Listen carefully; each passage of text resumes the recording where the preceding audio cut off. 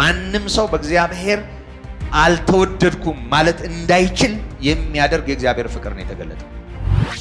ስለዚህ እግዚአብሔር እኔና እናንተን ወዶናል፣ እኔና እናንተን ተቀብሎናል፣ ያለ ምክንያት ወዶናል፣ እንዲሁ ወዶናል፣ ከራሱ በመነጨ ፍቅር ወዶናል።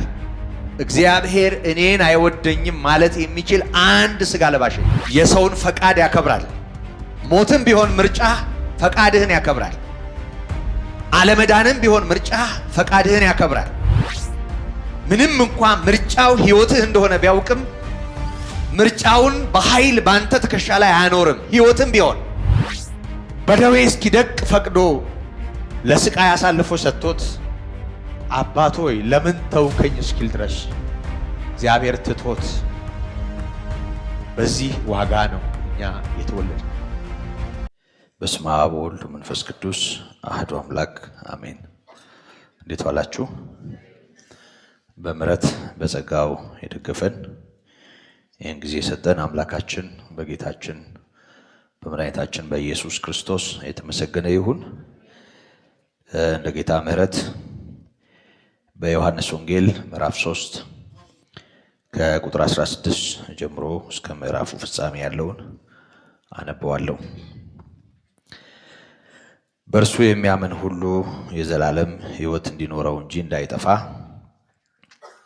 እግዚአብሔር አንድያ ልጁን እስኪሰጥ ድረስ ዓለሙን እንዲሁ ወዷልና።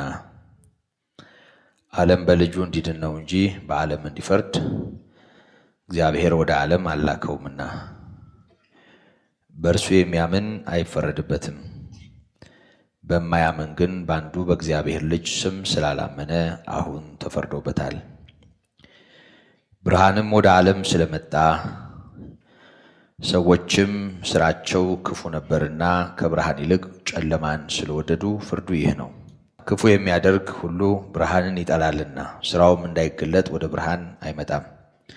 እውነትን የሚያደርግ ግን ስራው በእግዚአብሔር ተደርጎ እንደሆነ ይገለጽ ዘንድ ወደ ብርሃን ይመጣል። ከዚህም በኋላ ኢየሱስ ከደቀ መዛሙርቱ ጋር ወደ ይሁዳ አገር መጣ። በዚያም ከእነርሱ ጋር ተቀምጦ ያጠምቅ ነበር። ዮሐንስም ደግሞ በሳሌም አቅራቢያ በሄኖን በዚያ ብዙ ውሃ ነበርና ያጠምቅ ነበር። እየመጡም ይጠመቁ ነበር። ዮሐንስ ገና ወደ ወህኒ አልተጨመረም ነበርና። ስለዚህም በዮሐንስ ደቀ መዛሙርትና በአይሁድ መካከል ስለ ማንጻት ክርክር ሆነ።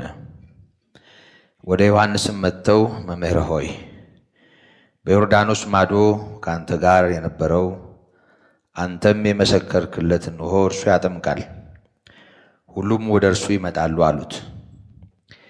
ዮሐንስ መለሰ እንዲህም ሲል ከሰማይ ካልተሰጠው ሰው አንዳች ሊቀበል አይችልም። እናንተ እኔ ክርስቶስ አይደለሁም፣ ነገር ግን ከእርሱ በፊት ተልኬአለሁ እንዳልኩ ራሳችሁ ትመሰክሩልኛላችሁ። ሙሽራይቱ ያለችው እርሱ ሙሽራ ነው። ቆሞ የሚሰማው ሚዜው ግን በሙሽራው ድምፅ እጅግ ደስ ይለዋል። እንግዲህ ይህ ደስታዬ ተፈጸመ። እርሱ ሊልቅ እኔ ግን ላንስ ያስፈልጋል። ከላይ የሚመጣው ከሁሉ በላይ ነው። ከምድር የሚሆነው የምድር ነው፣ የምድሩንም ይናገራል። ከሰማይ የሚመጣው ከሁሉ በላይ ነው። ያየውንና የሰማውንም ሁሉ ይህን ይመሰክራል። ምስክሩንም የሚቀበለው የለም። ምስክሩን የተቀበለ እግዚአብሔር እውነተኛ እንደሆነ አተመ። እግዚአብሔር የላከው የእግዚአብሔርን ቃል ይናገራልና እግዚአብሔር መንፈሱን ሰፍሮ አይሰጥምና። አባት ልጁን ይወዳል፣ ሁሉንም በእጁ ሰጥቶታል። በልጁ የሚያምን የዘላለም ሕይወት አለው። በልጁ የማያምን ግን የእግዚአብሔር ቁጣ በእርሱ ላይ ይኖራል እንጂ ሕይወትን አያይም። ጸልያለን። ቅዱስና ሕያው የሆንክ አምላካችን እግዚአብሔር በሰማያት የምትኖር ደግሞም ከኛ ጋር ያለ የሁል ጊዜ አስተማሪያችን፣ መካሪያችን፣ አባታችንና አምላካችን ሆይ ጉባኤውን በክብርህ ጥላ ውስጥ እንድታኖር ጸጋህ ያለመከልከል እንዲበዛ መገኘትህ ለሁላችን የታወቀ እንዲሆን ድንዛዜ የሚሆኑ መናፍስት ከዚህ እንዲሰደዱ የሰማይ አምላክ ያንተ ተጽዕኖ በሁላችንም ላይ በምልአት እንዲኖር በጌታችን በኢየሱስ ስም እንለምንሃለን። እግዚአብሔር አባት ሆይ እውነተኛው አስተማሪያችን አንተ ነህ። በመንፈስ ቅዱስ በኩል ወደ እውነት የምትመራም አንተ ነህ። ራስህን በእኛ የምታከብር አንተ ነህ። ከሕፃናትና ከሚጠቡቱ አንደበት እንኳ ምስጋና ለራስህ የምታዘጋጅ አንተ ነህ። ጌታችንና አምላካችን ሆይ በዚህ ጉባኤ እንደዚህ እንዲሆን እንጸልያለን። ቃል ከሰው ልብ የሚለቅሙ ድንዛዜ የሚሆኑ ማስተዋልን የሚይዙ ቃልህ ከተነገረበት ዓላማ ውጪ በተሳሳተ መንገድ በሰው ሕሊና እንዲኖር በማድረግ የሚሰሩ የክፋት ኃይላት በአንድ ሰው ላይ ዕድል እንዳይኖራቸው በኢየሱስ ክርስቶስ ስም የታሰሩ ይሆኑ። ጌታ ሆይ በነገር ሁሉ ስለምትረዳንና አስተማሪያችን አባታችንና አምላካችን ሆነ በመካከላችን ስለምትመላለስ ክብርና ምስጋና ኃይልም ላንተ ይሁን በጌታችን በኢየሱስ ክርስቶስ ስም አሜን። ባለፈው ሳምንት በነበረን ጊዜ በዚሁ በዮሐንስ ምዕራፍ 3 ከቁጥር 16 ጀምሮ እስከ 17 ያለውን ተመልክተን እንደነበረ ታስታውሳላችሁ። ይሄ ክፍል ሁለተኛው አንቀጽ ዮሐንስ ወንጌላዊ የጌታችን የኢየሱስ ክርስቶስን ትምህርት ለኒቆዲሞስ የተነገረ ትምህርት መነሻ በማድረግ የተናገረው ቃል ወይም ደግሞ የጻፈው ወንጌል እንደሆነ አንስተናል። እንደሚታወቀው ለምሽቱ ተማሪ ለኒቆዲሞስ ሰው ዳግመኛ ካልተወለደ ከውሃና ከመንፈስ ካልተወለደ በቀር ወደ እግዚአብሔር መንግሥት አይገባም በማለት ጌታ ከተናገረው በኋላ ኒቆዲሞስ በጉዳዩ ግር ብሎት ስለነበር ጌታችን ኢየሱስ ክርስቶስ ሊገባው በሚችል ቋንቋ አናግሮታል። ሙሴ በምድረ በዳ እባብን እንደሰቀለ በእርሱ የሚያምን የዘላለም ሕይወት እንዲኖረው የሰው ልጅ ይሰቀል ዘንድ ይገባዋል በማለት በነሐሱ እባብ አምሳል ጌታ ኢየሱስ ክርስቶስ እንዴት ለሰው ልጅ ደህንነት የተሰጠ ቤዛ መሆኑን ራሱ ተናግሯል። ስቅለቱ የግድ ለሰው መዳን አስፈላጊነቱንም አስምሮበታል እና በዚህ መልእክት ውስጥ እንዳየነው ቁጥር 14 እና 15 ላይ የዘላለም ሕይወት ማግኘት አንድ ጉዳይ ነው፣ አለመጥፋት ደግሞ ሌላው ዋስትና ነው። ስለዚህ በእሱ የሚያምን የዘላለም ሕይወት እንዲኖረው እንጂ እንዳይጠፋ የሰው ልጅ ይሰቀል ዘንድ ይገባዋል በማለት ጌታ ተናግሯልና ይሄንኑ የጌታችን የኢየሱስ ክርስቶስን ለኒቆዲሞስ የተነገረ የምስራች ወይም ደግሞ የዳግም ልደት ትምህርት መነሻ በማድረግ ዮሐንስ በእርሱ የሚያምን ሁሉ የዘላለም ሕይወት እንዲኖረው እንጂ እንዳይጠፋ እግዚአብሔር አንድያ ልጁን እስኪሰጥ ድረስ ዓለሙን እንዲሁ ወዷል በማለት የእግዚአብሔርን ፍቅር እንዲሁ በሚል ቃል እንደገለጠው አንስተናል። በባለፈው ሳምንት ትምህርታችን የእግዚአብሔርን ፍቅር በተለየ ሁኔታ የሚገልጡ ሁለት ቃላትን አስታውሰናል። አንደኛው ይሄው ቁጥር 16 ላይ ያለው እንዲሁ የሚባል ምክንያት አልባ ከባህሪው የሚመነጭ ከማንነቱ የሚመነጭ የተወዳጁን የተፈቃሪውን ምላሽ ማዕከል ያላደረገ ፍቅር አለው እግዚአብሔር እንዲሁ በሚል ቃል ተገልጧል። እንዲሁ የሚባል ፍቅር ከፀሐይ በታች የለም። ምክንያታዊ ነው። ባልንጀርነት ምክንያታዊ ነው። ትዳር ምክንያታዊ ነው። ወንድምነት ምክንያታዊ ነው። አብሮ አደግነት ምክንያታዊ ነው። የአንድ ሀገር ሕዝብ መሆን ምክንያታዊ ነው። የተለያዩ እርስ በርሳችን ባለን ግንኙነት ውስጥ ያሉ ጤናማ ነገሮች አመክንዮ አላቸው፣ ምክንያታዊያን ናቸው። የሆነ ነገር አለው ሰው ከሰው ጋር ለመኖር። ለምን ያው ካልተመቸን ለምን እናት አትሆንም? ማንግባባበት ማንስማማበት ካለ ፍቅርም የዛነው ያህል ሊዋዥቅ ይችላል። እግዚአብሔር ግን እንዲሁ በሚባል ፍቅር ወዶናል እና እንዲሁ ስንል ብለን ያነሳናቸው 6 ወይም 7 ነጥቦች ነበሩ እና የመጀመሪያው ደካሞች ሳለን፣ ከዛ ሲቀጥል ኃጢአተኞች ሳለን፣ በኃጢአትም ምክንያት ደግሞ የእግዚአብሔር ክብር ጎሎን ሳለን፣ ከዛም ሲቀጥል የቁጣ ልጆች ሳለን፣ ከዛም ሲቀጥል ጠላቶቹ ሳለን፣ ከዛም ሲቀጥል ሙታን ሳለን እና እግዚአብሔር እኛን የወደደን በዚህ ሁሉ ነገር የሚገለጥ የመጨረሻው ነገር ሞት ሆኖ የተነገረ ድካም ውስጣችን ሆኖ በዛው ሁኔታ ውስጥ ነው እግዚአብሔር የወደደን። ለዚህ ነው ደካሞች ሳለን የሚለው፣ ኃጢአተኞች ሳለን የሚለው። ክርስቶስ ስለኛ ሞቷልና እግዚአብሔር ለኛ ያለውን የራሱን ፍቅር ያስረዳል ደግሞ ይላል ጳውሎስ ሮሜ ምዕራፍ 5 ከቁጥር 6 ጀምሮ። ስለዚህ እግዚአብሔር የራስ የሚባል ፍቅር አለው፣ ከራሱ የሚመነጭ ከባህሪው የሚመነጭ እግዚአብሔር ፍቅር ነው። እግዚአብሔር እንደወደደን እንጂ እኛ እንደወደድ ነው አይደለም። ለበደላችን ማስተስረያ ይሆን ዘንድ ልጁን አሳልፎ እንደሰጠ እንጂ እኛ እንደወደድ ነው አይደለም። እግዚአብሔር እኛን የወደደን ዛሬ የምስራች ሰምተን ወደ እግዚአብሔር ለመመለስ ወስነን ንስሐ ለመግባት ወስነን ልባችን ነቅቶ ከራሳችን ጋር መሟገት ከጀመርንበት ስሙን መጥራት ከጀመርንበት ጊዜ አይጀምርም። እግዚአብሔር ሁላችንንም በክርስቶስ ነው ያየን። ክርስቶስን ስለኛ ኃጢአት አሳልፎ ሲሰጥ ደግሞም ክርስቶስን ከሙታን እንዲነሳ ሲያደርግ ሕያው ሲያደርገው ከዚያው ከሱ ጋራ ከኢየሱስ ክርስቶስ ጋራ የተቆጠረ በሱ ውስጥ ለኛ የታየ ፍቅር እንደሆነ ነው የተማርነው። እግዚአብሔር ይመስገን። ስለዚህ ደካሞች እያለን ተወደናል። ደካሞች ነን ግን ተወደናል። ኃጢአተኞች ነን ግን ተወደናል። የእግዚአብሔር ክብር የጎደለን ብዙ ክብረ ቢስ የሆነ ነገር ያለን በብዙ ቅሌት የተሞላ ሕይወት የነበረንን ግን በእግዚአብሔር ተወደናል። ደግሞ የቁጣ ልጆች ነን። እግዚአብሔር ፍርድ፣ እግዚአብሔር ቁጣ የተላለፈብንን በእግዚአብሔር ግን ተወደናል። ጠላቶቹ ነበርን። ሰው ልጅ ዝም ብሎ ደካማ ኃጢአተኛ ብቻ አይደለም፣ ከሰይጣን ጋር የወገንና በእግዚአብሔር ላይም የሸፈተ ነው። በተለያየ መንገድ የእግዚአብሔርን ሥራ የሚቃወም ነው። እግዚአብሔርን የሚፋለም ነው። ሰው ከጠላት ጋር ከዲያብሎስ ጋር የተቧደነ ነው። ሰው ጠላቶቹ ሳለን የሚለው ቃል ጠላትነትና ዝም ብሎ ደካማነት እኮ በጣም የተለያየ ነገር ነው አይደል? አንድ ሰው ከስጋ የተነሳ ለሕግ አልተቻለው፣ አቅመ ቢስ ሆኗል፣ ደካማ ሆኗል፣ ኃጢአተኛ ሆኗል፣ ክብረ ቢስ ሆኗል ማለት አንድ ጉዳይ ነው። እሱ ሳያንስ ሰው ደግሞ የእግዚአብሔር ጠላት ሆኗል ሰው ማለት ደግሞ ሌላ ጉዳይ ነው። ይቃወማል የእግዚአብሔርን ሥራ፣ ከእግዚአብሔር ጋር ይፋለማል።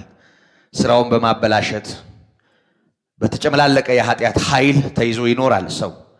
ከዛ ባሻገር እንዳነሳ ነው በዚህ ትምህርታችን ጌታ ኢየሱስ ክርስቶስ የተሰቀለው በሰው እጅ እንደሆነ መረሳት የለበትም። የእግዚአብሔር ልጅ የተቃወመ ማን ነው? በሱ ላይ የመከረ ማን ነው? በሱ ላይ ምስማር ወይም ችንካር የመታ ማን ነው? ማን ነው የሾህ አክሊል የጫነበት? ማን ነው የገፋው ያሳደደው? ክርስቶስን ቀብሮ ድንጋይ ላዩ ላይ የጫነው ማን ነው? ሰው አይደለም? ሰው ነው። ሰይጣናት ሲያደርጉት አላየንም። ከጀርባው እንዳሉ ይታወቃል። በሰው ክንድ በኩል ነው ይሄ ሁሉ ነገር የሆነው። ያ ማለት ምን ማለት ነው? በሌላ ቋንቋ ሰው የእግዚአብሔር ሥራ እንቅፋት ሆኗል፣ ከሰይጣን ጋር ሆኗል። ሰይጣን ተጠቅሞበታል። ግን ያው እግዚአብሔር ፍቅር ስለሆነ ይህን ጠላት በመውደድ አመፀኛውን በመውደድ ጳውሎስ እንዳለው ለአገልግሎቱ ሾሞኝ ታማኝ አድርጎ ስለቆጠረኝ ኃይል የሰጠኝን ጌታዬን አመሰግናለሁ አለ አይደል? አንደኛ ጢሞቴዎስ ምዕራፍ 1 ከቁጥር 12 ጀምሮ ጌታዬን አመሰግናለሁ ካለ በኋላ አስቀድሞ ተሳዳቢ፣ አንገላች፣ ምንም እንኳ ብሆን ሳላውቅ ባለማመን ስላደረግኩት ነገር ምሕረትን አገኘው። የጌታችን የኢየሱስ ክርስቶስ ጸጋ ከፍቅር ጋር አብልጦ በዛ። ኃጢአተኞችን ሊያድን ክርስቶስ ኢየሱስ ወደዚህ ዓለም መጣ የሚለው ቃል የታመነና ሁሉ እንዲቀበሉት የተገባ ነው። ስለዚህ ወገኖቼ እግዚአብሔር አይወደኝም ለማለት የሚያስችል ምንም ምክንያት ያለው ሰው እዚህ ውስጥ የለም። ምክንያት የሚያሳጣ ፍቅር ነው የእግዚአብሔር ፍቅር። ምን ልታመካኝ ትችላለህ? ይሄ ሁሉ ሆኖ እግዚአብሔር ከወደደ በምን ምክንያት እግዚአብሔር አይወደኝም ልትል ትችላለህ? በምን ምክንያት እግዚአብሔር ትቶኛል ልትል ትችላለህ? ምን ምክንያት ይኖርሃል? የሥጋ ለባሽን ምክንያት ከንቱ የሚያደርግ ማንም ሰው በእግዚአብሔር አልተወደድኩም ማለት እንዳይችል የሚያደርግ የእግዚአብሔር ፍቅር ነው የተገለጠው። ስለዚህ እግዚአብሔር እኔና እናንተን ወዶናል። እኔና እናንተን ተቀብሎናል። ያለ ምክንያት ወዶናል። እንዲሁ ወዶናል። ከራሱ በመነጨ ፍቅር ወዶናል። እግዚአብሔር እኔን አይወደኝም ማለት የሚችል አንድ ሥጋ ለባሽ የለም። መብት የላችሁም ማለት ነው። ስለዚህ በእግዚአብሔር የምትወደዱ ግን ባለማወቅ ጨለማ ውስጥ ሆናችሁ እግዚአብሔር ትቶኛል የምትሉ በእግዚአብሔር የምትወደዱ የዕለት ውሏችሁን አይታችሁ እግዚአብሔር ባህሪው የተቀየረ የሚመስላችሁ ትላንትናም አውቆ ነው የወደዳችሁ ይሄን ማንነት ዛሬም እግዚአብሔር የማይለወጥ ፍቅር አለው። ስለዚህ ሊለወጥ አይችልም። እግዚአብሔር ባህሪው ነው። እግዚአብሔር ማንነቱ ነው። ይሄን ማንነቱን ያ ሁሉ ጥላቻ እንዳልቀየረው እኮ በመስቀል ላይ ሆኖ ያለው በቂ ትምህርት ነው። አልተቆጨም። ጭንቅላቱን አልነቀነቀም። ለዚህ ሕዝብ ነው ይሄ ሁሉ ዋጋ አላለም። ምህረትና ይቅርታ ነው የለመነው።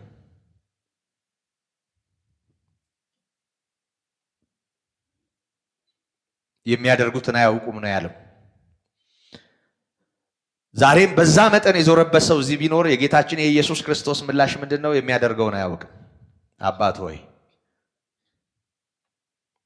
የምትሰራውን አታውቅም። አልለወጠውም። ሚስማር አልለወጠውም። የጥላቻ ማት አልለወጠውም። ሰቅለው መጨፈራቸው አልቀየረውም። ይሄ ያልለወጠው ጌታ ምን ይለውጠዋል ብለህ ታስባለህ? ስለዚህ እግዚአብሔር በማይለወጥ በማይናወጥ ፍቅር የወደደን በእግዚአብሔር የምንወደደን እና ምክንያት የለንም። እግዚአብሔር አይፈልገኝም ለማለት፣ ትቶኛል ለማለት፣ አይወደኝም ለማለት፣ የኔ ጉዳይ አይገባውም ወይም ደግሞ የኔ ጉዳይ አይገደውም ለማለት ማንም ሰው ምክንያት የለው። ይሄን ለማለት ምክንያት አለኝ የሚል ሰው ካለ የሚኖረው ብቸኛ ምክንያት ይሄን ጌታ አለማወቅ ብቻ ነው። ካላወቀ ነው ልክ ነው። ብዙ ሰው ዝም ብሎ በደመ ነፍስ ስለሚኖር እንደ ቃሉ ስለማያመልከው በእግዚአብሔር ፊት ያለው ስፍራ በቃሉ መጠን ስለማይታየው በጣም ብዙ ሰው በስሜቱ መጠን ነው በቀን ውሎ ነው አየኸኝ አላየኸኝ የሚጫወተው። ትወደኛለህ አትወደኝም የሚጫወተው በቀን ውሎ ነው። ብዙ መዓት ነገር ይኖረዋል እና ብቸኛው ምክንያታችን እግዚአብሔር በዚህ መንገድ በልባችን በዚህ ሁኔታ በልባችን ካልታተመ እርግጠኛ ሆኜ መናገር እችላለሁ ይሄን ጌታ እናቀው። ይሄንን ነው ይሄ ቃል ያሳየን። አጽንኦት ነው። ቁጥር 17 ላይ ያለው ቃል ዓለም በልጁ እንዲድን ነው እንጂ በዓለም እንዲፈርድ እግዚአብሔር ወደ ዓለም አላከው። ከፍርድ ጋር ከተያያዘ የጌታችን የኢየሱስ ክርስቶስ ወደዚህ ዓለም መምጣት እሱን አለማመን ነው ፍርድ። ይሄን በደንብ አስተውሉ። ለምሳሌ ዮሐንስ 9 ላይ ከዓይነ ስውሩ መዳን ጋር ተያይዞ የተፈጠረውን ችግር ታስታውሳላችሁ። በዚህ የተከፈቱ ጻፎች ጠየቁት እንዴት እንደዳነ። ደሞ ተመልሰው ቤተሰቦቹ ጋር ሄዱ። ደሞ ተመልሰው ወደሱ መጡ እና በጣም አስጨነቁት። እግዚአብሔርን ፍራ፣ ሰውንም አክብር፣ ይሄ ሰውዬ ኃጢአተኛ እንደሆነ እናውቃለን። በጣም የሚገርም ነገር ነው። ኃጢአተኛ መሆኑን እናውቃለን።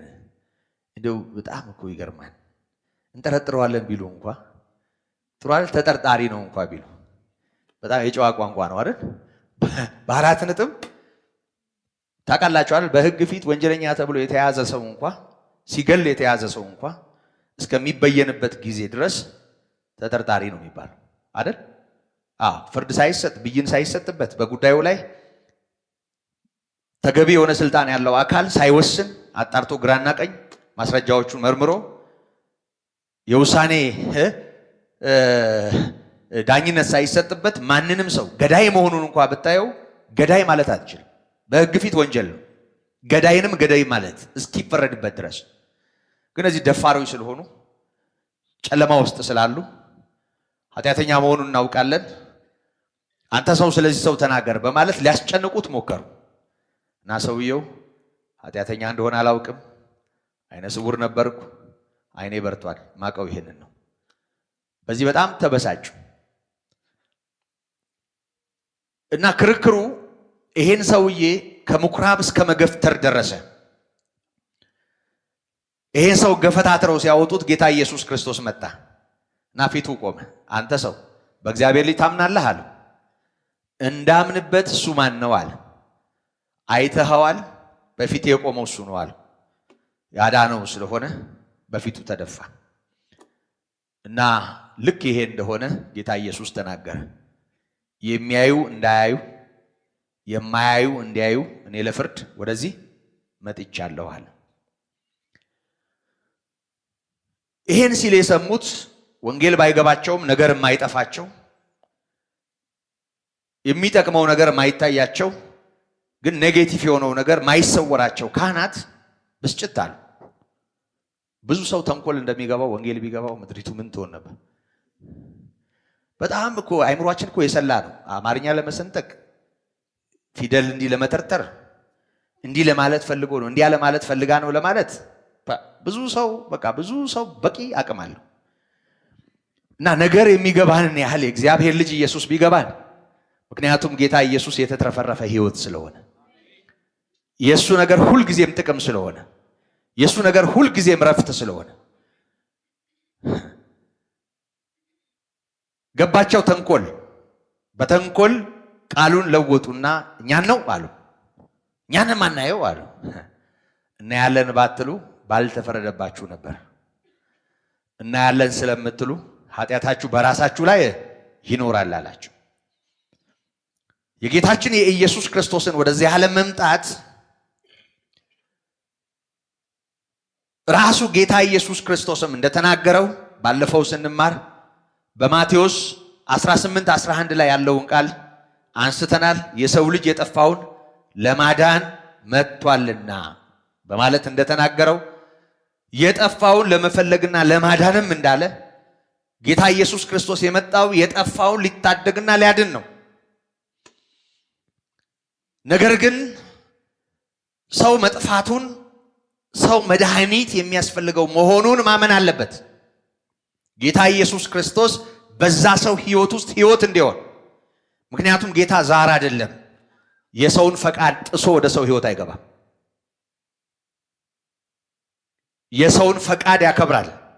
ሞትም ቢሆን ምርጫ ፈቃድህን ያከብራል። አለመዳንም ቢሆን ምርጫ ፈቃድህን ያከብራል። ምንም እንኳን ምርጫው ሕይወትህ እንደሆነ ቢያውቅም ምርጫውን በኃይል ባንተ ትከሻ ላይ አያኖርም። ሕይወትም ቢሆን ያ ቢሆን ኖሮ የመጀመሪያው ሰው አይወድቅም ነበር። እግዚአብሔር የሰውን ፈቃድ የሚጫን ቢሆን የሰውን ምርጫ ማይፈቅድ ቢሆን ሰውን በሪሞት ኮንትሮል እንደምንቆጣጠረው የሆነ ነገር እንዲህ የሚቆጣጠር አምላክ ሆኖ ሰውን ፈጥሮት ቢሆን ነፃ ፈቃድ ያለው ሆኖ ሰው ባይፈጠር እግዚአብሔር በሰው ላይ የሚኖረው ነገር አሁን ካለው ይለይ ነበር። ግን ሰውን አክብሮታል። ሰው ነው አልከበርም ያለው። ባለ አእምሮ አድርጎታል። ሰው ነው በጨለማ ውስጥ ለመኖር የወሰነው። ሰው የሚበጀውን የሚጠቅመውን ከማይጠቅመው እንዲለይ ሆኖ ነው የተፈጠረው። ሰው ነው በምርጫው እዚህ አይነት ዓለም ውስጥ የገባው። ስለዚህ ጌታ ኢየሱስ ክርስቶስ በእርግጥ ለጠፋው ዓለም መጥቷል። ነገር ግን አልጠፋሁም ለሚል መድኃኒቱን ለሚገፋ ይሄን መድኃኒት ለሚተው ግን የጌታችን የኢየሱስ ክርስቶስ መምጣት ፍርድ ሊሆንበት ይችላል። ጌታ እሱን ነው ያለው።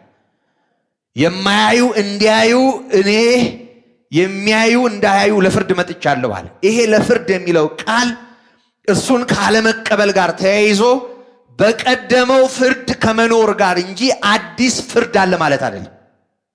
ይህንን በደንብ አስተውሉ።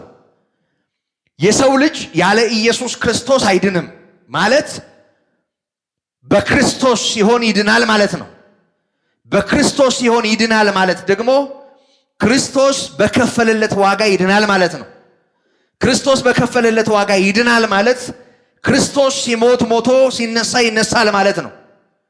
ይሄንን ወደ ጎን ካደረገ ምክንያቱም ኢየሱስ ክርስቶስ ሕይወት ነው።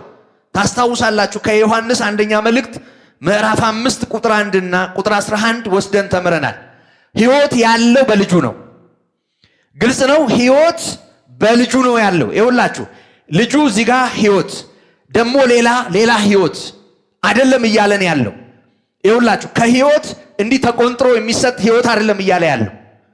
የሆነ ከአንድ ከሆነ ነገር አንስተን እንዲየቆነጠር እንደምንሰጥ ሁሉም የየድርሻውን ይዞ እንደሚሄድ ጌታ ኢየሱስ ህይወት አዳይ ሆኖ ከሱ የሆነ ነገር እየተጨለፈ እየተሰጠን ሕያው ይሆን እንሄዳለን ማለት አይደለም።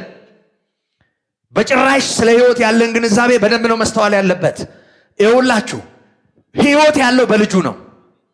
እሱ ነው ህይወት አለው ብቻም ሳይሆን እሱ ራሱ ህይወት ነው። ምክንያቱም እኔ ትንሣኤና ህይወት ነኝ ብሎ ነግሮናል። እሱ ህይወት ነው። ስለዚህ በህይወት መኖር ማለት እሱን በህይወት ማኖር ማለት ነው።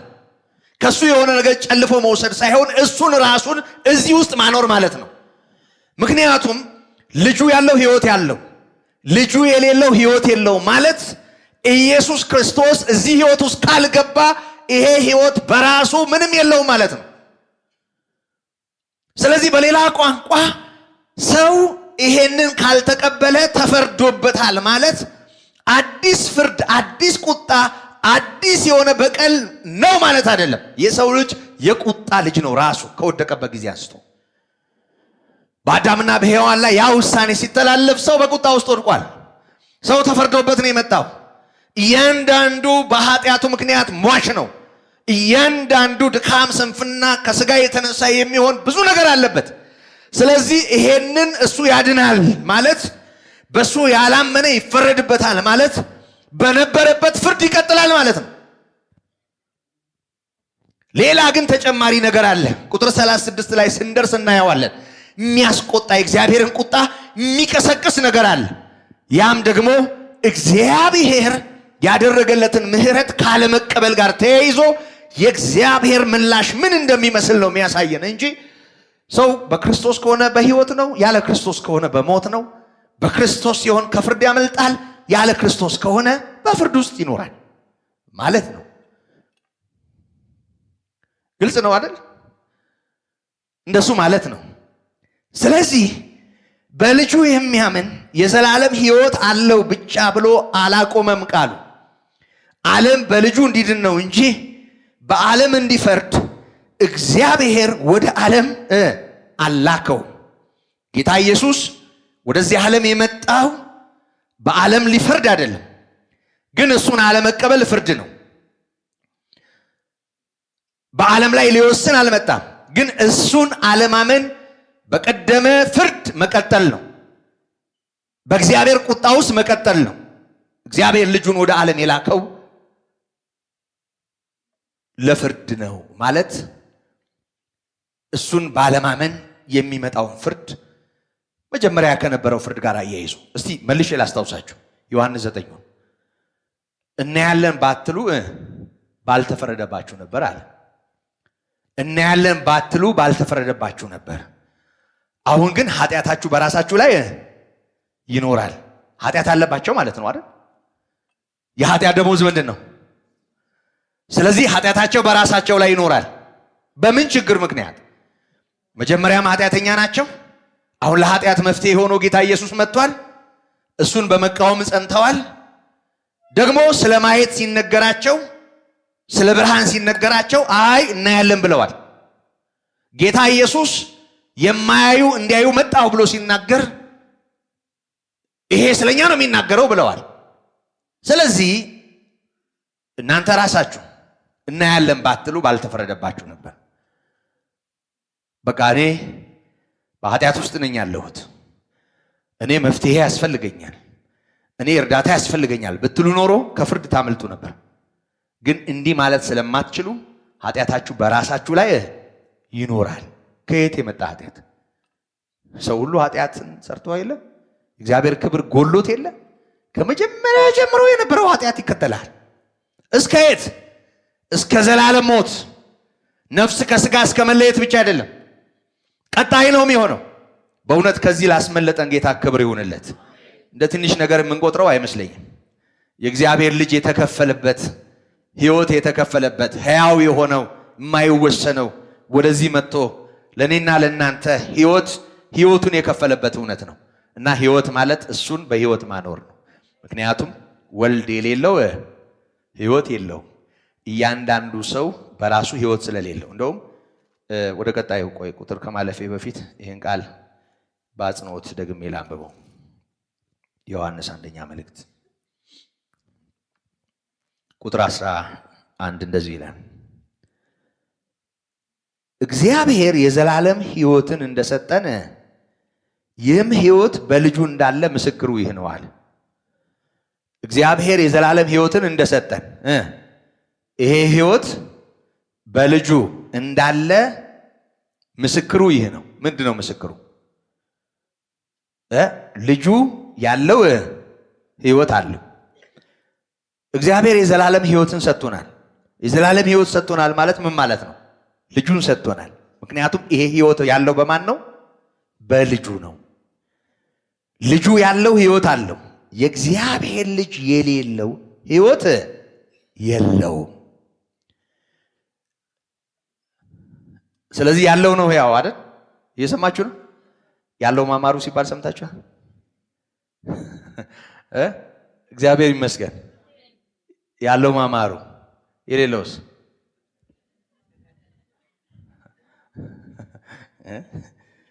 እግዚአብሔር ይመስገን። ምን አለን? ልጁ አለን። የሚባለው ልጁ አለን። ምን አለን? ልጁ አለን። ልጁ ስላለን ሕይወት አለን። እግዚአብሔር ይመስገን። ሕይወት በማን ነው ያለው? በልጁ ነው ያለው። የእግዚአብሔር ልጅ የሌለው ሕይወት የለውም። አያችሁ፣ ብዙዎች የሥነ ምግባር ትምህርት ይመስላቸዋል። ብዙ ፈትፍቶ ለድሃ መመገብ ይመስላቸዋል። ፍትሃት ይመስላቸዋል። ተስካር ይመስላቸዋል። ሙልሙል ይመስላቸዋል። ብዙዎች እሱን እንኳ አይ ቢሉ የግል ስራ ይመስላቸዋል። ብዙዎች በሕይወት ዘመናቸው የሚያደርጓቸው አንዳንድ ነገሮች ይመስሏቸዋል። ግን ሕይወት ክርስቶስ ኢየሱስ ነው። ልጁ ያለው ሕይወት አለው። ስለዚህ ማንም ሰው ስለ ሕይወት ማሰብ ያለበት ልጁን አሜን ከማለት ጋር ነው። ሕይወት አለኝ የሚል ሰው ልጁ አለኝ ማለት አለበት። ልጁ ስላለኝ ነው ሕይወት ያለኝ ማለት አለበት። አለበለዛ ሕይወት የለም ነው የሚለን። ይሄ እንዲኖር የእግዚአብሔር ልጅ መጥቷል። የእግዚአብሔር ልጅ መጥቷል ማለት ደግሞ ባለፈው በደንብ ተመልክተነዋል። እግዚአብሔር አንድያ ልጁን እስኪሰጥ ድረስ ነው ያለው። እግዚአብሔር ልጁን ለምንድን ነው የሰጠው? ዓለም ሳይፈጠር በእርሱ ዘንድ ከነበረው ክብር ራሱን አዋርዶ በምስሉ እንደ ሰው ተገኝቶ የባሪያን መልክ እስኪይዝ ለሞት ያውም ለመስቀል ሞት የታዘዘ እስኪሆን ድረስ ጌታ ኢየሱስ ክርስቶስን እግዚአብሔር አሳልፎ ሲሰጥ መጥቶ ጎብኝቶን የሆነ ነገር አድሎን ጨብጦን አቅፎን ተመልሶ ለመሄድ አይደለም። ቤዛ ሊሆነን የመጣው እግዚአብሔር ልጁን ሰጠ ስንል ልጅን መስጠት ምን ማለት እንደሆነ በደንብ ማሰብ ከቻል አንዳንድ ነገራችን ዝም ብሎ የላይ ላዩን ስለሆነ በጥልቀት ስለማናስበው በዚህ መጠን ላይ ገባን ይችላል። እግዚአብሔር አንድ ልጁን አሳልፎ ሰጥቷል ማለት አንድ ልጁን ለምን አሳልፎ እንደሰጠ ከማየት ጋር ነው የሚያያዘው። እግዚአብሔር ልጁን አሳልፎ ሰጥቷል። እግዚአብሔር ልጅ የሰው ልጅ ሆኖ ተዋርዶ በምድር ላይ ዓለም ሳይፈጠር በአንተ ዘንድ በነበረኝ ክብር እዛው አክብረኝ እስኪል ድረስ ክብር አጥቶ ስፍራ አጥቶ ለቀበሮች ዋሻ ለወፎች እንኳ ጎጆ አላቸው፣ የሰው ልጅ ራሱን የሚያስገባበት የሚያስጠጋበት የለውም እስኪል ድረስ በእርሱ ድህነት እኛ ባለጠጎች እንድንሆን ተራቁቶና ድሃ ሆኖ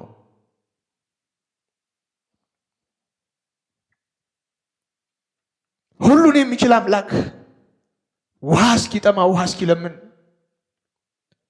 ቁራጭ ምግብ እስኪለምን መንገድ ከመሄድ እስኪደክም በኋላም በመከራ እስኪደቅ ድረስ ኢሳይያስ እንዳለው በደዌ ያደቀው ዘንድ ፈቀደ እንዳለ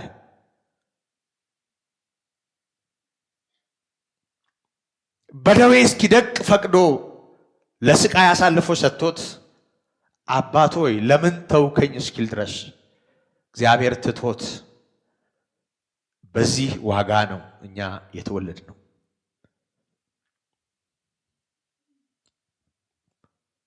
እግዚአብሔር ልጁን ሰጠ። ፊደል ይመስላል፣ ቃል ይመስላል። ደግሞ እንደኛ አይነት ደካማ፣ እንደኛ አይነት ምስኪን፣ እንደኛ አይነት ኃጢአተኛ ለምንም ነገር ተላልፎ ቢሰጥ የኃጢአቱን ዋጋ፣ የድካሙን፣ የስንፍናውን፣ ያለማስተዋሉን ዋጋ ነው የሚከፍለው። ነውር የሌለበት ከእናንተ መካከል ስለ ኃጢአት የሚከሰኝ ማን ነው ብሎ መጠየቅ የቻለ ስለ ኃጢአት ማንም ያልከሰሰው አንተ ሰው ስትሆን ራስህን ከአብ ጋር አስተካክለህ የእግዚአብሔር ልጅ ነኝ ስላልክ እንጂ ስለ ኃጢአትማ ማን ይከሳል የተባለ ነውር የሌለበት ንጹህ የሆነ ልጁ እንደ በግ ታርዶ የተገኘ ሕይወት ነው። እና ወገኖቼ እግዚአብሔር ይርዳን። የሕያው እግዚአብሔር መንፈስ በልባችን ያትመው። ክርስቶስ ኢየሱስ እንደተሰቀለ ሆኖ በፊታችሁ ተስሎ ነበር።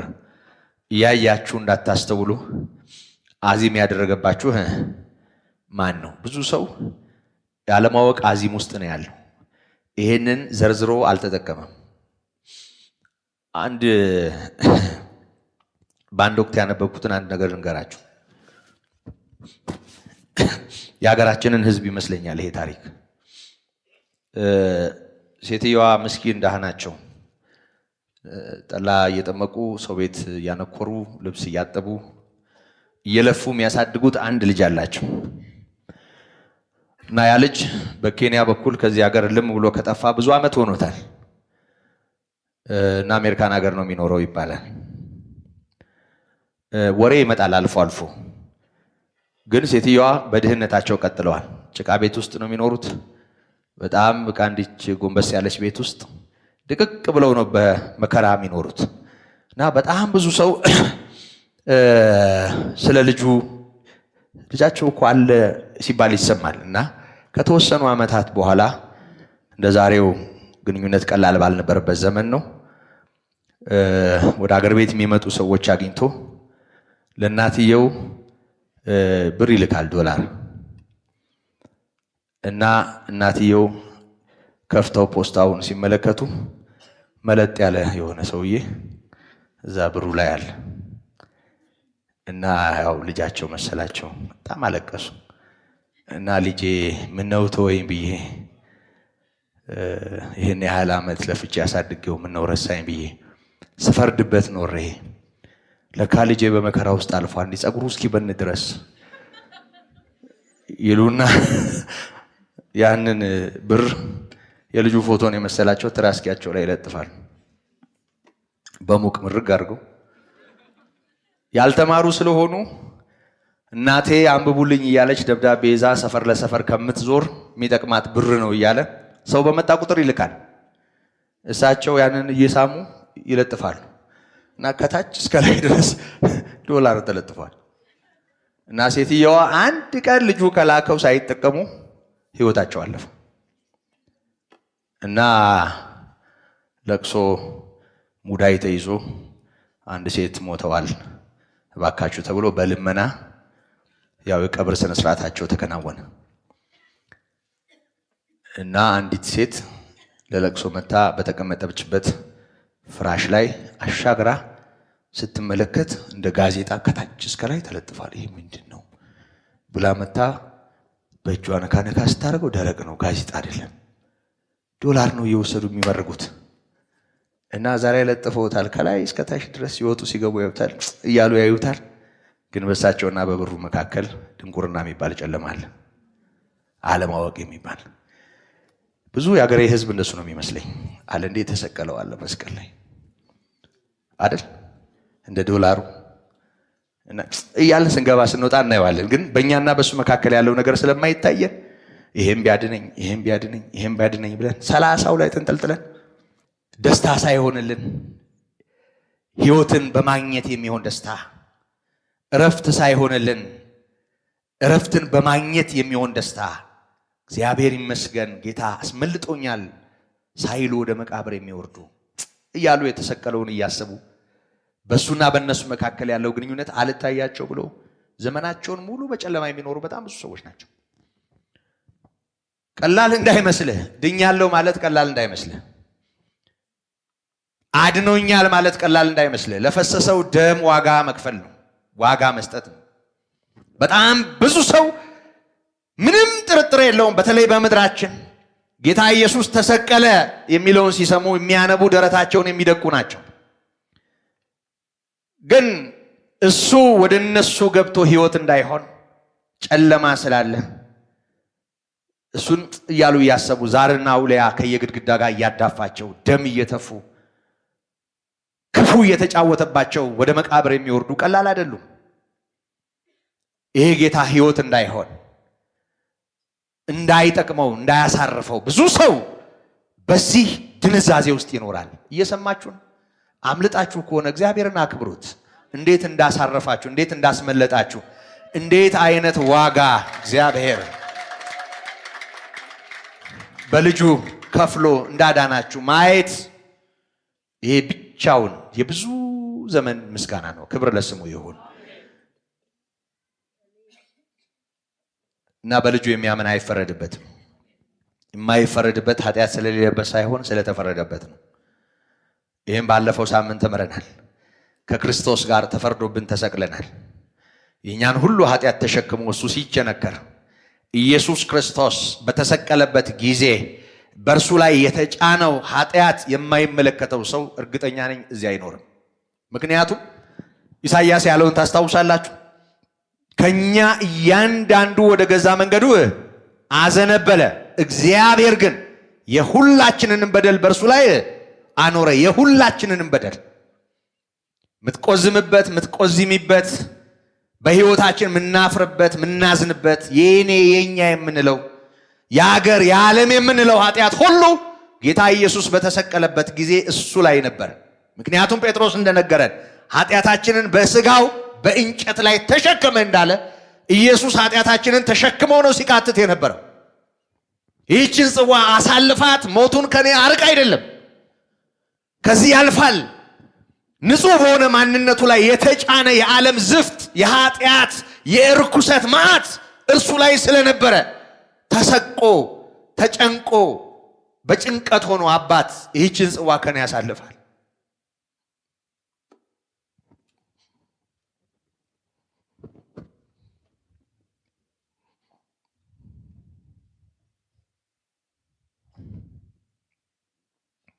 አራራለት በማስጨነቅና በፍርድ ተወገደ። ስለ ሕዝብ ኃጢአት ተመትቶ ከሕያዋን ምድር እንደተወገደ ከትውልዱ ማን አስተዋለ? እግዚአብሔር አራራለትም፣ እንደውም በደዌ ያደቀው ዘንድ ፈቀደ። እግዚአብሔር ፈቃዱ ነበር ክርስቶስ እንዲሞት። ምክንያቱም የሚያየው ንጹሕ ልጁን አይደለም፣ ዓለም ላይ ያለውን እርኩሰት ሁሉ ነው። እግዚአብሔር ቀጣው። ለኃጢአት የሚከፈለውን ዋጋ ከፈለ ጌታ ኢየሱስ ያለ ኃጢአቱ። በእርሱ የሚያምን አይፈረድበትም ማለት እሱ ሲፈረድበት ያንተ ጉዳይ አንድ ላይ ተፈርዶበታል ማለት ነው። የዳነው ዝም ብሎ አይደለም። ፍርድ የማይገባን ሆነን አይደለም።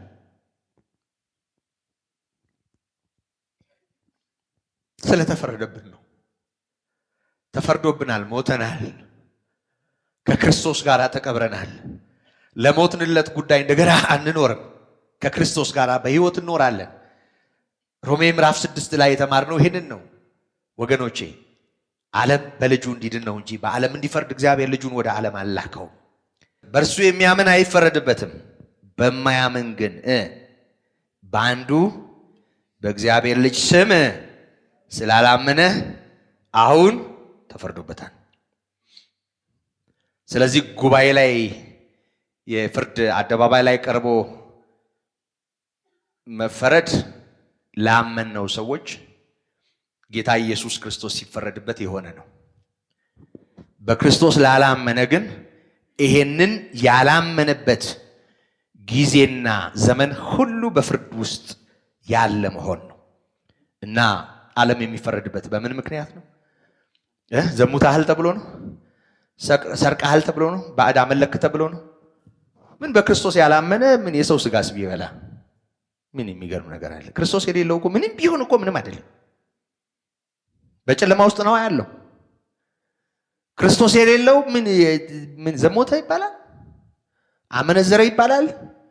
መድነቅ ያለበት ሰው በክርስቶስ ሆኖ ዘማ ከሆነ አመንዝራ ከሆነ እሱ በሕይወት ሆኖ በጨለማ ስለማያዋጣ ስለማይመጥን እግዚአብሔር ለሰጠን ሕይወት የማይሆን ስለሆነ እሱ ሊገርም ይገባል። ሰው ያለ ክርስቶስ ከሆነ በፍርድ ውስጥ ነው ያለው። በፍርድ ውስጥ ያለ ሰው ደግሞ ምንም ቢሆን ወንጀሉና አመፃው ያው ነው። የኃጢአት ደሞዝ ሞት ነው። ሌላ ደረጃ የለውም። ስለዚህ ሰው በክርስቶስ አላመነም ማለት ባላመነበት ጊዜ ሁሉ በእግዚአብሔር ፍርድ ውስጥ ነው ያለው። በማያምን ግን ባንዱ በእግዚአብሔር ልጅ ስም ስላላመነ አሁን ተፈርዶበታል።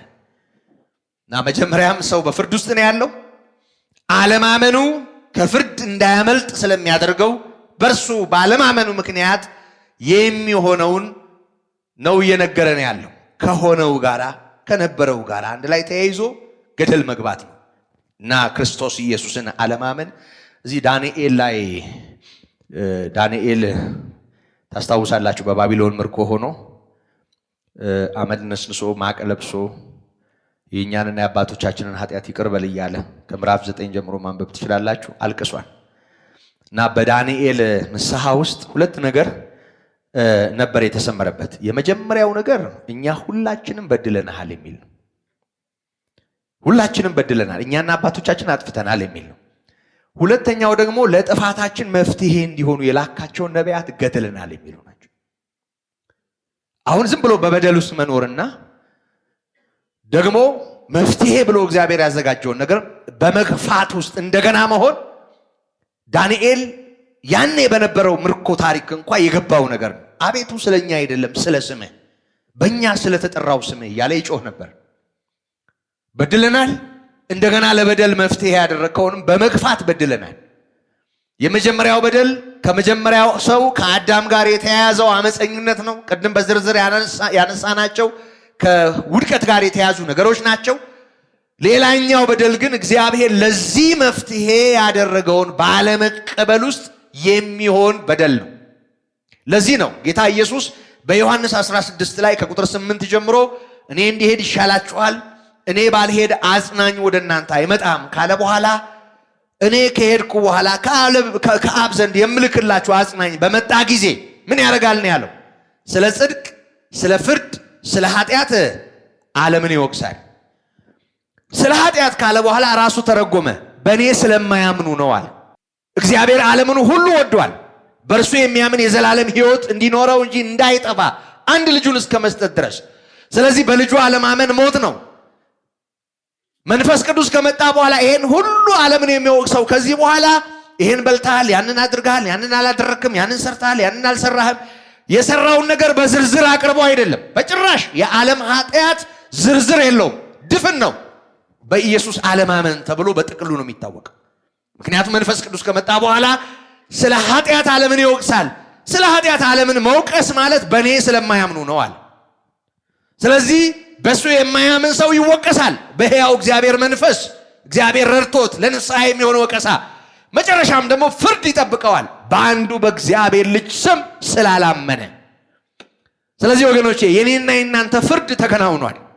ከዚህ በኋላ በዙፋን ፊት ቀርበን እንዲና እንዲህ አይደለም እድል ፈንታችን። ባለፈው ሁለት ነገሮችን አንስተናል። አንዳንድ ጊዜ የነጩን ዙፋን ፍርድ የመጨረሻውን ፍርድ ከዚሁ ጋር እንቀላቅለዋል። ፍርድን በአጠቃላይ እኛ ያደግንበት ማህበረሰብ በቃ አንድ ላይ ሁሉንም ስለ ፍርድ የነጩ ዙፋንን ፍርድ እንደገናም ደግሞ በክርስቶስ የፍርድ ወንበር ፊት በቅዱሳን መካከል የሚደረገውንም ዳኝነት ሁሉንም አንድ ላይ ጨፍልቀን በቃ ጌታ ኢየሱስ ይመጣል ማለት በቃ ሲመጣ አንድ ጊዜ ምድሪቱ እንዳንሶላ ትዘረጋና ሁሉም በጥፍር ይቆምና ዙፋን እዛ ጋር ይቀመጥና በክርስቶስ የሆነውም ባልሆነውም ፍየል በግ ምናምን እንደሱ ድብልቅልቅ አድርገን ነው የተማርነው። ፍየልና በግ ሆኖብናል ጉዳዩ ሁሉ ስለ ደበላለቅ ነው። ወገኖች እኛ ጌታ ኢየሱስ ሲመጣ በቅጽበተ ዓይን ከሚለወጡት ነን። በክርስቶስ ሆነው ያንቀላፉትም ጌታ ኢየሱስ ሲመጣ አፈር ከላያቸው ላይ ተነስቶ በዚያው ቅጽበት የሚነሱ ናቸው። እኛ በሕይወት ያለነው የሞቱትን አንቀድምም። እዛ ቤተክርስቲያን ጓሮ የጣልናቸው ሰዎች ከኛ ይልቅ በክርስቶስ ሆነው ከሆነ ከኛ ኋላ ተሰልፈዋለም የሚነሱት ልክ ጌታ ከላይ ሲመጣ በመላእክት አለቃ የመለከት ድምፅ ከሰማይ ድምፅ ሲሰማ የእግዚአብሔር ልጅ በክብር ሲገለጥ እኛ እንለወጣለን፣ እነሱ ይነሳሉ። በቅጽበት አይን ነው ያ ሁሉ የሚደረገው። በሰዓታት አይደለም፣ በአመታት አይደለም፣ በቅጽበት ሁሉ ነገር ይለወጣል። ጌታን በአየር ለመቀበል እንነጠቃለን ነው የሚለው። ተስፋችን ይሄ ነው። ይሄንን ከፍየል ጋር አትቀላቅሉት። ይሄ ከሌላው ነገር ጋር አይቀላቀልም። ያ ሌላ ነው። የሆነ ሆኖ አሁን በደንብ አስተውሉ ወገኖቼ። አሁን በክርስቶስ የሆነው ሰዎች የኔና የናንተ ፍርድ ወደፊት አይደለም፣ ተደርጓል።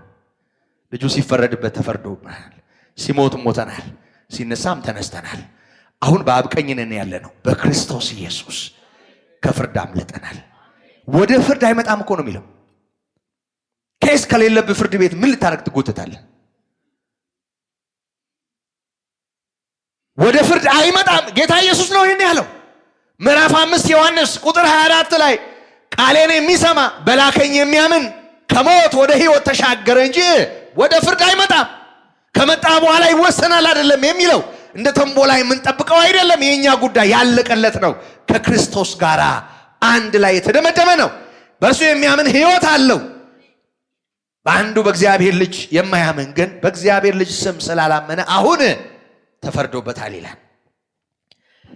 ቁጥር 19 ብርሃን ወደ ዓለም ስለመጣ ሰዎች ስራቸው ክፉ ነበርና ከብርሃን ይልቅ ጨለማን ስለወደዱ ፍርዱ ይሄ ነው።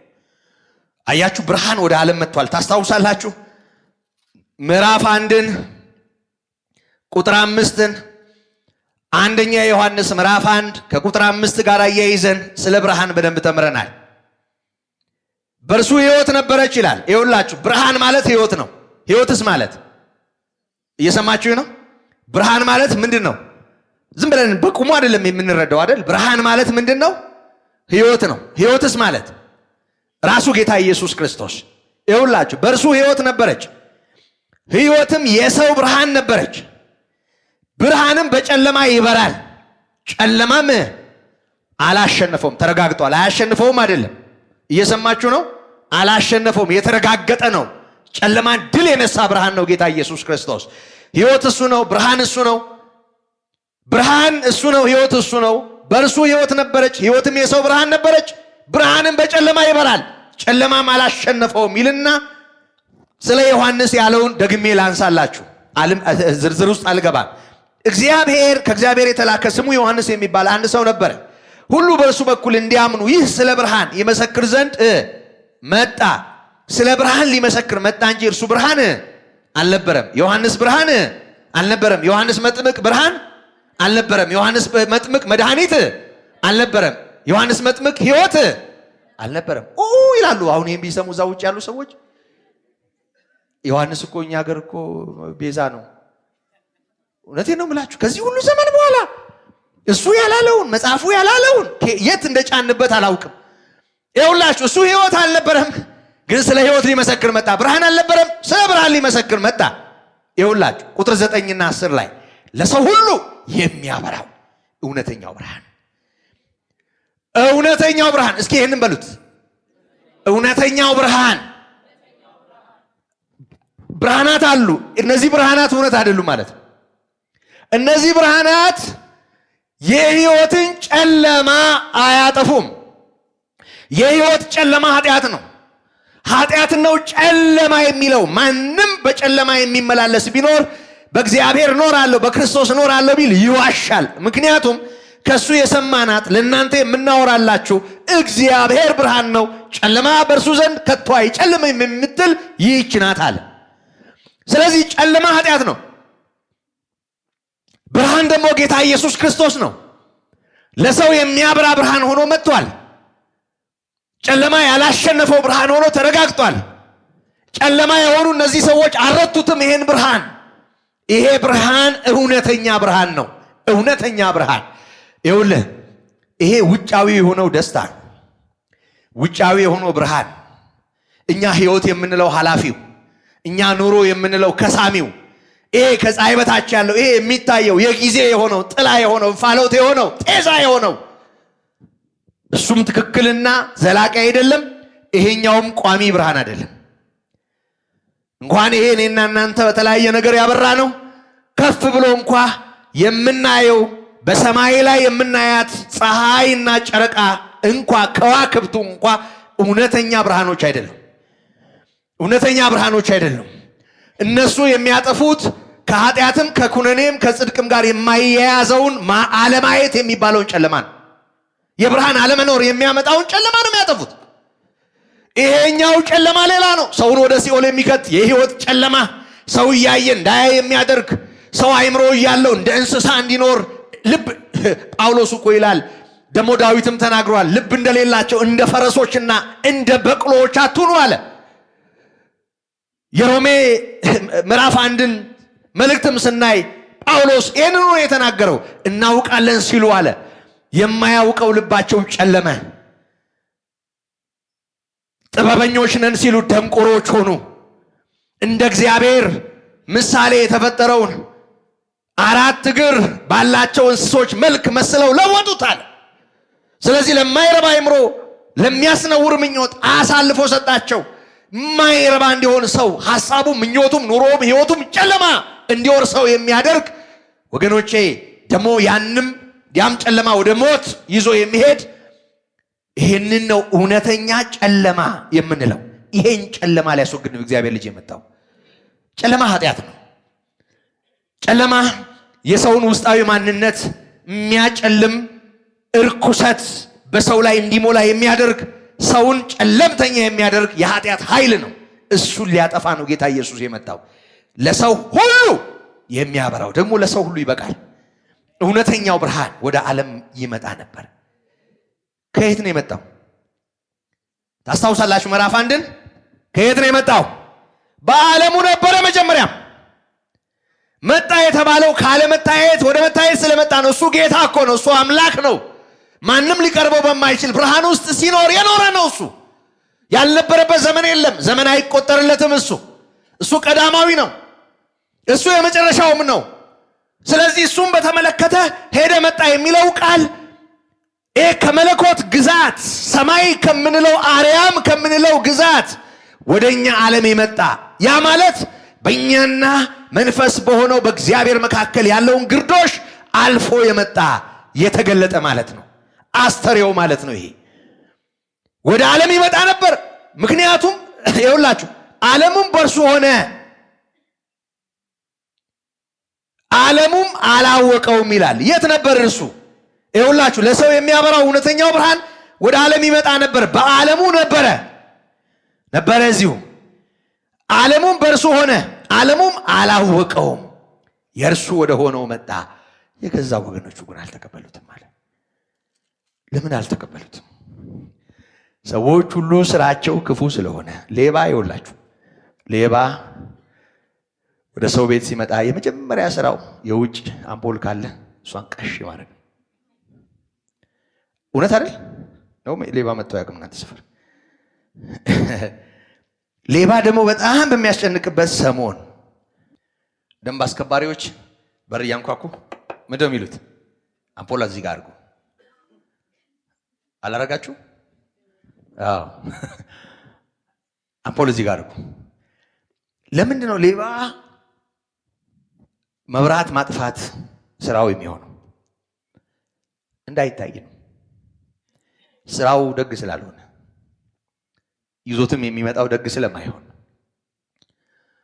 ሌላው ቢቀር ድንገት እንኳ ባለቤቶች ቢነቁ እንዳይታይ ጨለማ ይወዳል። ሁል ጊዜ የጨለማ ስራ አይታችሁ እንደሆነ በጣም ክፉ ነገሮች ብዙ ጊዜ ከጨለማ ጋር ይገናኛሉ። ታውቃላችሁ? ከፍተኛ የወንጀል ዱለታ የሚደረገው ማታ ነው። በቃ ጨለማ ውስጥ ከመጠጥ ጋር ከብዙ መናውዝ ጋር አንድ ላይ። ይሄ የተገለጠ ምሳሌ ከምናውቀው ዓለም ክፋት ጋር ስለተያያዘ ነው እግረ መንገዴ እንደ ምሳሌ ያነሳሁት። ይኸውላችሁ ብርሃን ወደ ዓለም ስለመጣ ሰዎች ስራቸው ክፉ ነበርና ከብርሃን ይልቅ ጨለማን ስለወደዱ ፍርዱ ይሄ ነው። ብርሃን ኢየሱስ ክርስቶስ ነው፣ ለሰው ሁሉ የሚያበራው ብርሃን። ከብርሃን ይልቅ ጨለማን ወደዱ። ስለዚህ ብርሃኑን ጠሉት። የሱ ጽድቅ ኃጢአታቸውን ስለሚገልጥ፣ የሱ እውነተኝነት ውሸታቸውን ወደ ብርሃን ስለሚያመጣ፣ በሱ ማንነት ውስጥ የሚታየው ነገር ጠቅላላ እነሱ ከኖሩት ኑሮ ጋር ስለሚላተም ማየት አልፈለጉም። ማጥፋት ፈለጉ። አንድ በምድር ላይ የበራች ብርሃን እሷን ጭልም አድርገው ምድርን በጨለማ ለመዋጥ አሰፍስፈው ተነሱ። ብርሃን ወደ ዓለም መጥቷል። ሰዎች ስራቸው ክፉ ስለሆነ ከብርሃን ይልቅ ጨለማን ስለወደዱ ፍርዱ ይህ ነው። ክፉ የሚያደርግ ሁሉ ብርሃንን ይጠላል። ለምንድን ነው ብርሃንን የሚጠላው? ስራው እንዳይገለጥ እንዳይታይ ወደ ብርሃን አይመጣም። እውነትን የሚያደርግ ግን ስራው በእግዚአብሔር ተደርጎ እንደሆነ ይገለጥ ዘንድ ወደ ብርሃን ይመጣል። እግዚአብሔር ይመስገን። ወገኖቼ እውነትን ትፈልጋላችሁ? እውነት በሕይወታችሁ እንዲገዛ ትፈልጋላችሁ? ሌላ መንገድ የለውም። ወደ ክርስቶስ መምጣት ብቻ። በነገር ሁሉ መተን የለም እንዴ እናትኑ። አንዳንድ ጊዜ ዮሐንስ እንዳለው በብርሃን አለሁ የሚል በጨለማ የሚመላለስም ስላለ፣ በብርሃን አለሁ የሚል ጨለማን የሚወድም ስላለ፣ በብርሃን አለሁ ማለት አይደለም። በብርሃን መኖር ያስፈልጋል። ብርሃንን መውደድ ያስፈልጋል። ብርሃን ጌታ ኢየሱስ ነው።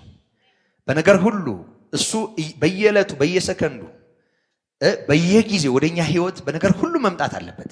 ያጠራዋል፣ ህይወታችንን ይቀድሰዋል፣ ህይወታችንን አመጻችንን ከኛ ያስወግዳል። የናዝሬቱ ኢየሱስ ይኸውላችሁ ነግሮናል ራሱ እኔ ህይወት እንዲሆንላችሁ እንዲበዛላችሁ መጣሁ። ህይወት እንዲሆንልን ብቻም ሳይሆን የተትረፈረፈ ህይወት ቅዱሱ ከሱ ጋራ የቅድስናው ተካፋይ እንድንሆን፣ አብረነው እንድንነግስ፣ አብረነው እንድንገዛ፣ አብረነው እንድንኖር፣ ዓለም ሳይፈጠር የሰጠኸኝን ክብሬን እንዲያዩ ደግሞ ከኔ ጋር እንዲኖሩ ወዳለሁ እንዳለ ጨለማ እኮ ከሱ ጋር አይኖርም። እንዴት ይኖራል? ጨለማ ከብርሃን ጋር መቆም አይችልም። ቁራጭ ሻማ ባለበት ጨለማ ይሰደዳል። ስለዚህ ብርሃን ነው አብሮት የሚኖረው። ወገኖቼ ክፉ የሚያደርግ ብርሃንን ይጠላል። ስራው እንዳይገለጥ ወደ ብርሃን አይመጣም። እውነትን የሚያደርግ ግን ስራው በእግዚአብሔር ተደርጎ እንደሆነ ይገለጥ ዘንድ ወደ ብርሃን ይመጣል ነው የሚለው። ስለዚህ በሌላ ቋንቋ ኢየሱስ ክርስቶስን የጠሉ ሰዎች ሁሉ በእግዚአብሔር ቃል ትርጉም ይውላችሁ የእግዚአብሔር አቆጣጠር አለ። አሁን ጊዜ የለኝም፣ ጊዜ አልወስድም። ግን አንዲት ነገር ብቻ አሳስቢያችሁ ልለፍ። የእግዚአብሔር አቆጣጠር አለ። እግዚአብሔር የሌለውን እንዳለ አድርጎ ይቆጥራል አይደል? አዎ፣ ጽድቅ ለሌለው ሰው ጽድቅን የሚቆጥር የሌለውን እንዳለ አድርጎ የሚቆጥር አምላክ ነው እግዚአብሔር። ይሄ እግዚአብሔር አቆጣጠር ነው። ባዶ ነው፣ ግን እግዚአብሔር ለሚያምን ሰው ጽድቅን የሚያሰላበት የእግዚአብሔር ስሌት ነው ይሄ። የዕብራውያኑ ጸሐፊ እንደነገረን ሰው የእውነትን ዕውቀት ተቀብሎ ወዶ ኃጢአትን ቢያደርግ ከእንግዲህ ወዲህ ለኃጢአት የሚሆን መስዋዕት አልቀረለትም ወይም አይቀርልንምና ይላል ዕብራውያን 10:26 ላይ። እና አሁን በዚህ ስሌት ውስጥ ይውላችሁ ሰው ክርስቶስን እንዲገፋ ሲያደርግ እግዚአብሔር እንዴት እንደሚቆጥር እዩ። ልክ በእምነት ጽድቅ ለሌለው ሰው ጽድቅን እንደሚቆጥር እንዲሁ ኢየሱስ ክርስቶስን የሚገፋውን ሰው በተመለከተ እንዴት እንደሚያዩት ያላችሁ የእግዚአብሔር ልጅ የረገጠ ይላል። የእግዚአብሔር አቆጣጠር ነው። ዝም ብሎ በቃ አልፈለጉኝም አይደለም የሚለው። የእግዚአብሔር ልጅ የረገጠ የተቀደሰበትን የኪዳን ደም እንደ ርኩስ የቆጠረ የጸጋውን መንፈስ ያክፋፋ እንዴት ይብስ የሚበልጥ ቅጣት የሚገባው ይመስላችኋል ይላል። አያችሁ፣ በእግዚአብሔር ልጅ ስም አለማመን መጀመሪያም ሰው በፍርድ ውስጥ ነው ያለው። ግን የእግዚአብሔርን ቁጣ ያነሳሳል፣ የእግዚአብሔርን ቁጣ ይቀሰቅሳል ማለት እስቲ አይሁንና እዚህ ጋር በጣም ትንሽ ልጆች አላይም። እዚህ ጋር አሁን ትንሽ ልጅ አለ። ይሄን ትንሽ ልጅ አሁን እዚህ አካባቢ ካለ አንድ ረዘምና ዘለግ ያለ ሰውዬ መቼም ሊሆን አይችልም እንጂ እና ከታች በጠረባ አንስቶ ድፍት ቢያደርገው እንዳትቀየምኝ እናት እኮ ምሳሌ ነው። እና ድፍት ቢያደርገው ከዛ በኋላ ያንንም ያህል ጫማውን እዛ ፊቱ ላይ ቢያደርግ እንዲህ አድርጎ ረግጦ ቢቆም ይሄን የምትታገስ እናት አለች? አባትስ ይኖራል? አባትና እናትም መሆን አያስፈልግም። አይምሮ ያለው ሁሉ ጀግና ነው የሚባለው ያ ሰውዬ አንበሳ ነው የሚባለው? አይምሮ የለውም ይሄ? በጣም ቁጣ ይቀሰቅሳል። የማንንም ቁጣ ይቀሰቅሳል። እንኳን የልጁን እናትና አባት። እግዚአብሔር ልጁን የገፋበትን ሰው እንዴት እንደሚያዩታ ያላችሁ። ጳውሎስ እንዳለን የእግዚአብሔር ልጅ እንዲህ ረግጠህ እንደቆምክ ነው የሚቆጥረው።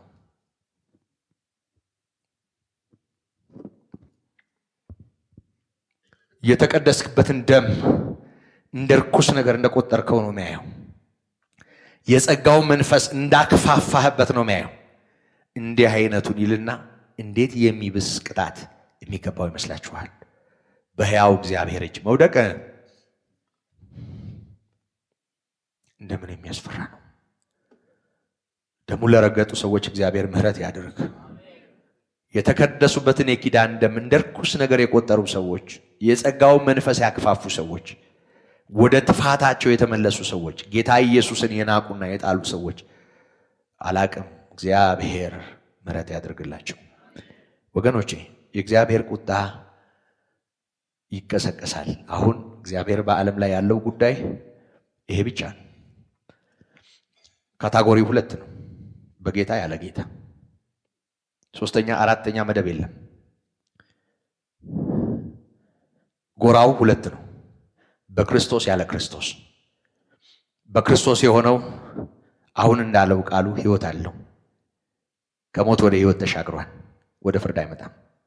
በክርስቶስ ያልሆነው የእግዚአብሔር ቁጣ በእርሱ ላይ ይኖራል እንጂ ሕይወትን አያይም። እና እግዚአብሔር ይመስገን ወደ ብርሃን ስለመጣን። ብርሃን ኢየሱስ ክርስቶስ ነው፣ የሕይወት ብርሃን። ጨለማችንን ስለገፈፈ ክብር ለስሙ ይሁን። ስላበራልን ጌታ ብርሃን ሆኖ ወደ ሕይወታችን ስለገባ ምስጋና ለስሙ ይሁን።